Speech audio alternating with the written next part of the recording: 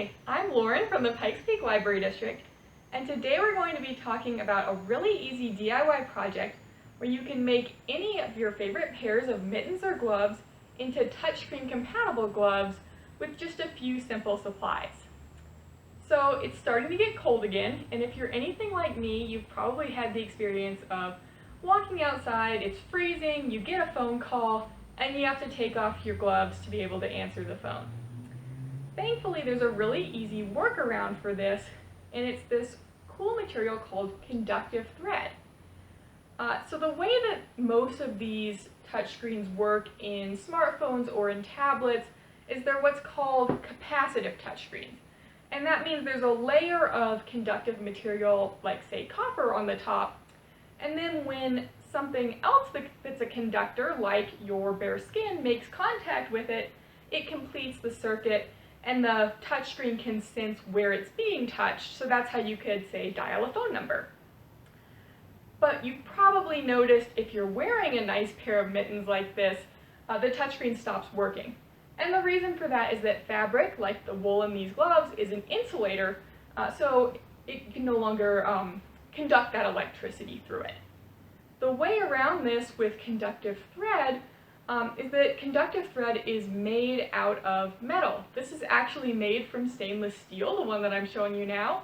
And you can buy other types of conductive thread that are, say, nylon coated with silver or other metals like that.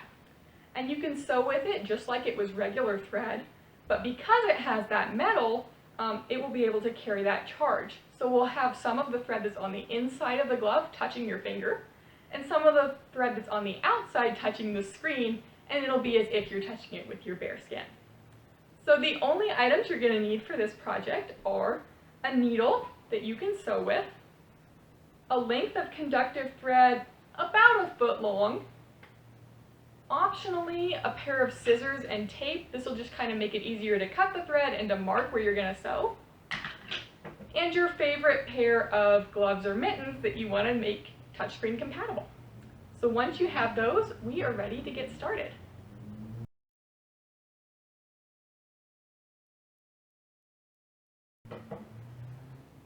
Okay, so the first thing that we're going to do is to thread the needle. So there's two ways you can do this. One is just the old-fashioned way. Take the thread and poke it through the eye of the needle. It helps to wet it first, so if you have a glass of water or if you want to even use your spit, you can thread it really easily that way. But another really cool way is to use what's called a threader, so that's what I'm holding here.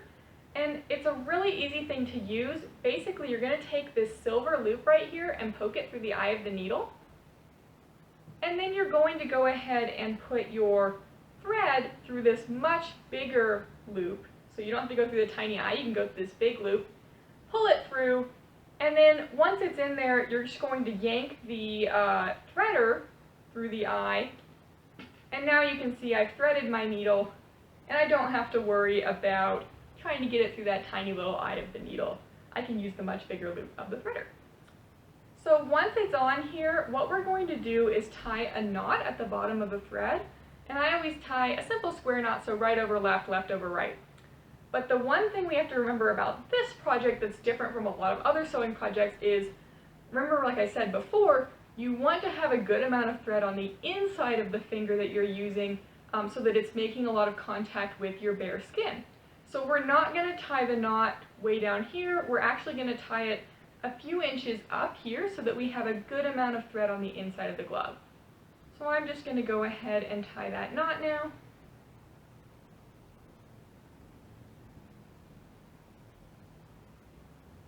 And we really just want it to be a thick enough knot that it doesn't pull through, right? It doesn't need to be crazy. I'm going to do a couple extra ones actually just to make sure, but we don't need to worry too much about it. Okay, I think that's good. And you'll see now I've got my knot here and I've got several inches of thread hanging down. You probably don't need quite that much there, but I prefer to have extra and trim it down than to have too little and have to start over, right? And then the other important thing, really for all kinds of hand sewing, is you can see that I have left a nice little tail several inches long dangling off the other end of this needle. And that is so that when we're sewing, this doesn't pull out, because it's really annoying to have to re-thread it when you're in the middle of sewing something. So we'll just do that. Once you've got your knot and your little tail hanging down, we can go ahead and take a look at our gloves. Now what I recommend that you do is put on the pair of gloves you want to use, and then actually grab whatever phone or tablet or other touchscreen it is that you usually use and test touching it. Now, of course, the phone's not going to react, right? But what I want to do is I want to see what finger I'm usually using and what part of the finger I'm using, because I need the thread to be sewn over the part that's making contact with the screen or it's not going to work. So as I look, I can see I'm really not using the flat pad, I'm actually using the very tip of my finger, which is right here. So what I'm going to do is I'm going to mark that with a little bit of tape, so that the edge of the tape is showing the edge of where I'm touching this with my finger. And I'll take it off once I've started sewing, but this will make it really easy for me to make sure that I'm coming out of the mitten at the right place and don't accidentally sew it where I'm not actually touching the phone. Okay, so once you've got your glove and you have marked or even just eyeballed the spot that you're going to be sewing the thread at, let's go ahead and poke that needle up through the finger of the glove. So depending on the type of glove that you're using, it may be easier to flip it inside out or partially inside out for the first part of this, just so that you can get the needle all the way in there. So I'm going to go ahead and see if I can do this without doing that. And if I need to, I can just do that afterwards. So here we go. So in my case, it looks like I didn't actually need to flip it inside out.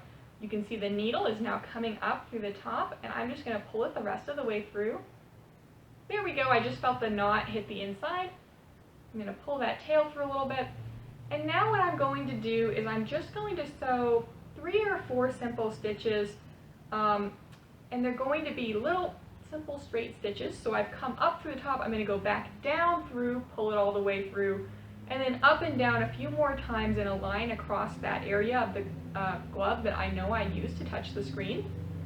I would say 3 to 5 stitches to start with, and then we're going to test it against the phone and we're going to see how well it works. And that way we'll know if we need to add more stitches, if we need to adjust the placement, any changes we need to make.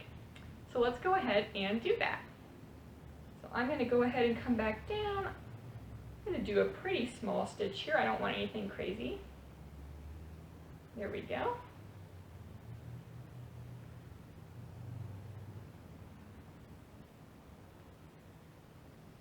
Okay, I've sewn a couple stitches, so now I'm going to go ahead and I'm going to test my glove on the phone. So I want to see if it's working now that I've got stitches right on that part where my finger touches the phone. So I'm going to turn it on, and let's see if I can swipe. Yes, and it's letting me put my code in.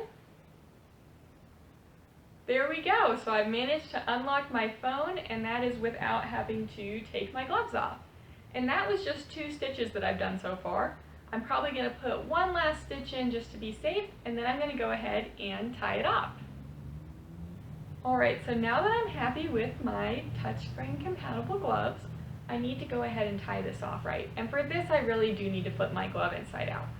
So let's go ahead and do that. If you haven't already, it is time. So the key is we just want to push our finger down through the rest of the glove until it comes out the bottom. Here it is. Yes, there you are. I'm going to pull this through.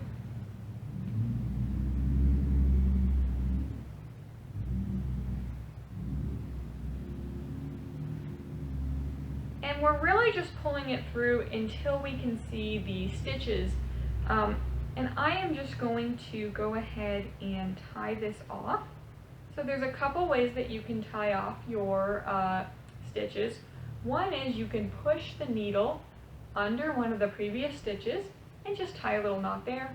Or you can do what I think I'm probably going to do, and you can just tie a knot a couple times here.